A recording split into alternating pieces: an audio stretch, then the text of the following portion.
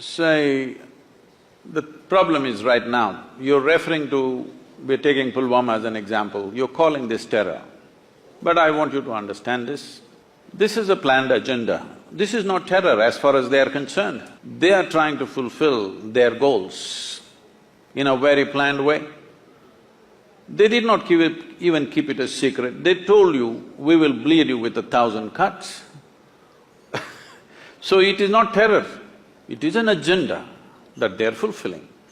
They're doing what they believe is the right thing to do.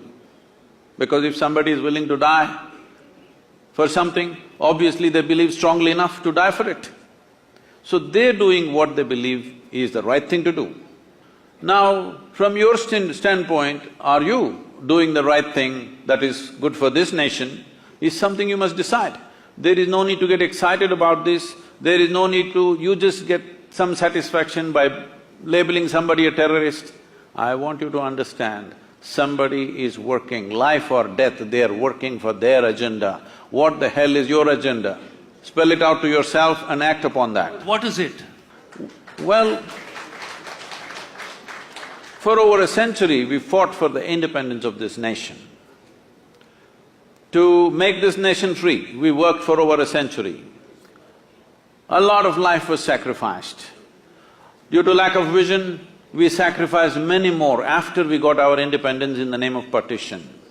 Now, with one partition, you have seen 1 million people, over 1 million people dead and over 15 million people crossing borders from both sides, suffering. Human suffering is human suffering for me. It doesn't matter which side it's happened.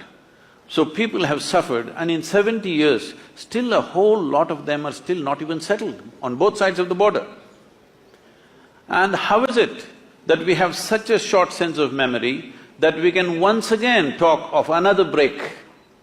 So we must decide this. In my heart is very clear.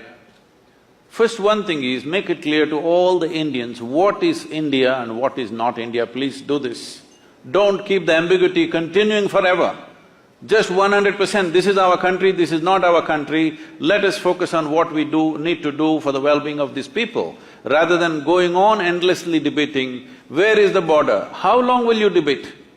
2 generations of people are gone after independence and still you're debating the same thing. This is the time. If nation's consciousness is somehow awakened because of a shocking incident, please make up your mind now and work for that goal, because the sovereignty of the nation is important.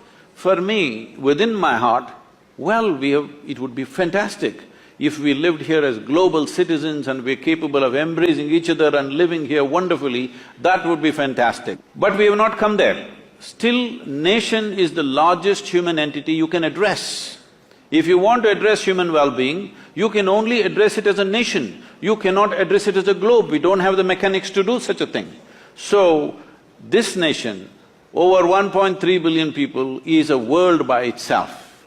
So if we want to take these people towards fulfillment of their lives in this generation, the most important thing is we decide in terms of geography what is our nation, what is not our nation, and what do we stand for this. So protecting this is our business and our duty. Unfortunately, if cruel things happen, they happen. It is not our intent. I am not even talking about retribution, revenge, no, this is not our nature. But solution for this nation is important. That people of this nation can prosper is an important duty that the leaders of this nation owe to every citizen in this country. For that, it is very important that our borders are quiet, because the service and sacrifice of our soldiers is the basis. It is upon that foundation that you write your poetry, I do my spirituality, he does his yoga, somebody does his business.